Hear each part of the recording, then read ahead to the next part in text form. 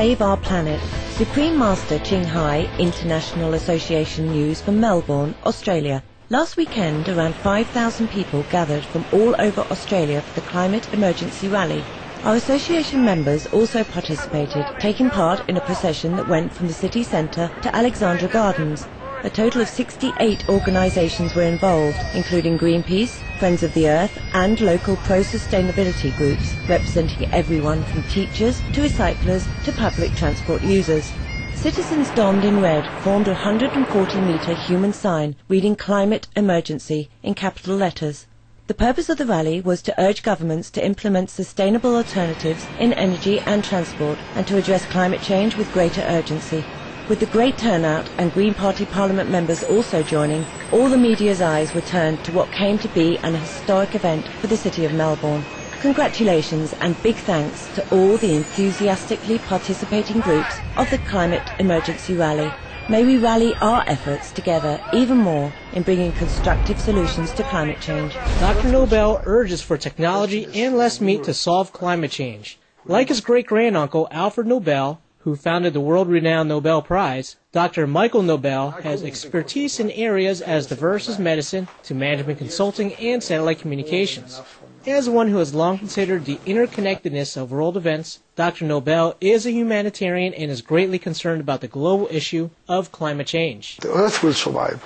The question is whether we will survive, who live on it. Along with several relatives, he founded the Nobel Charitable Trust, a foundation that encourages leadership and new technologies to reduce global warming. At an environment forum in Formosa, or Taiwan, last month, Dr. Nobel spoke of some effective measures to reduce global warming.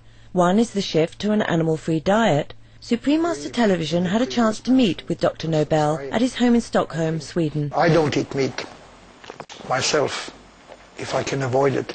The United Nations FAO has come out clearly saying it's more efficient to make people stop producing cattle for meat than if everybody switched to a lower energy consuming car.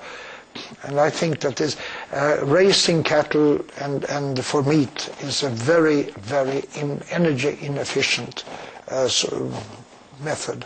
You use enormous resources, among others, in water, and together with energy, water is going to be our next major issue. And 1 kilo of meat requires an enormous amount of energy to produce, and we don't need that. And we are much more healthy by not eating meat, in my view. Dr. Nobel believes people will eventually have a change of heart through the sustained efforts and protective warnings of the government. But I think the government here can also come in, making it very expensive to eat meat, for example. Add taxes on meat and so on. People don't smoke in Western society as much as they did, thanks to government warnings and peer-to-peer communications and examples. So if there is a growing trend among people to shift towards a more healthier lifestyle, including vegetarian or at least not meat eating, I think this will naturally come by itself, yes. In addition to changes in action, Dr. Nobel considers the importance of another dimension in making the world a better place. I would like to see that more people try to shift from accumulating material possessions to a more spiritual way of thinking, that they maybe concentrate more on helping others than only helping themselves. And I think that if more people could say, hey, I want to see what I can do for others, the world will be a much better place. We thank Dr. Nobel for his open mind and noble endeavours to support the actions necessary to sustain our planet. May we all join together to take a stand for humanity and our beautiful earthly home.